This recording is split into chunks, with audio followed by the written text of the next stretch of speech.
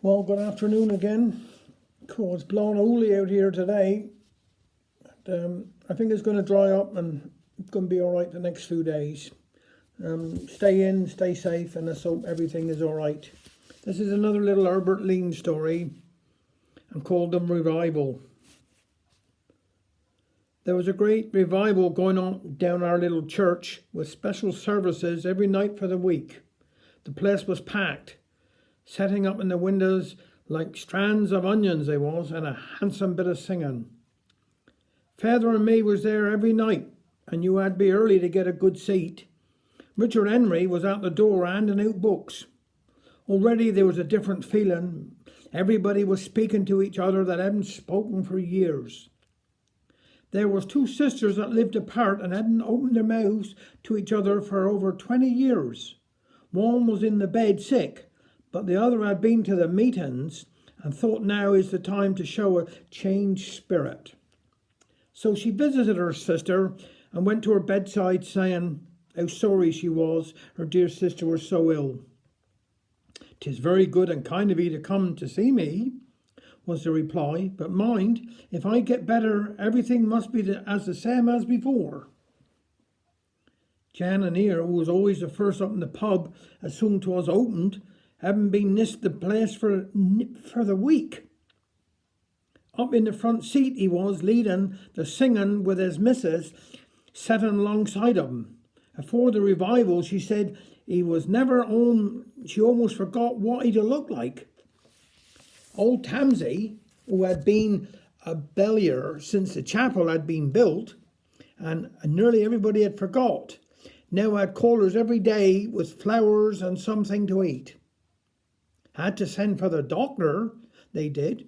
Made herself sick eating so much. 'Tis said she cleared a whole figgy pudding.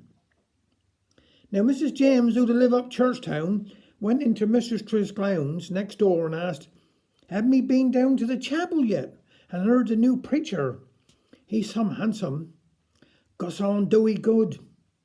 I've been going chapel for years. Haven't done me no harm.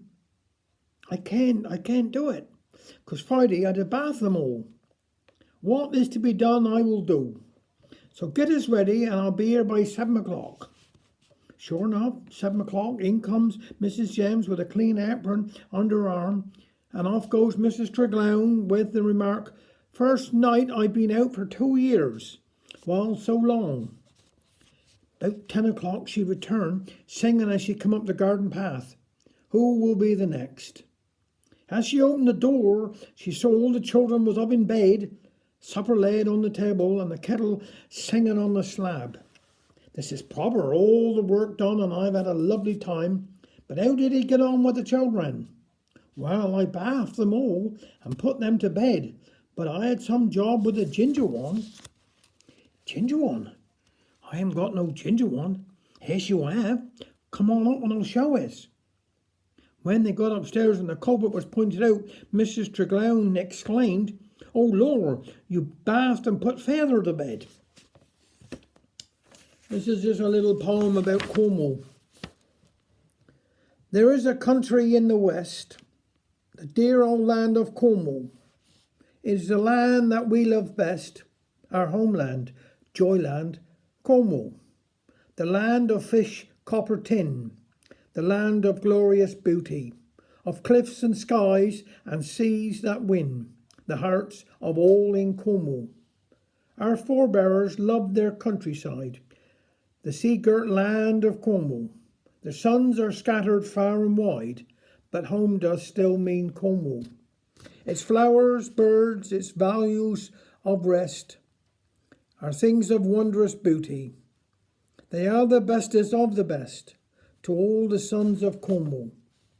Its motto, one and all, is one for every child in Como. God keep us true till life be done. God bless our country, Como. Thank you very much.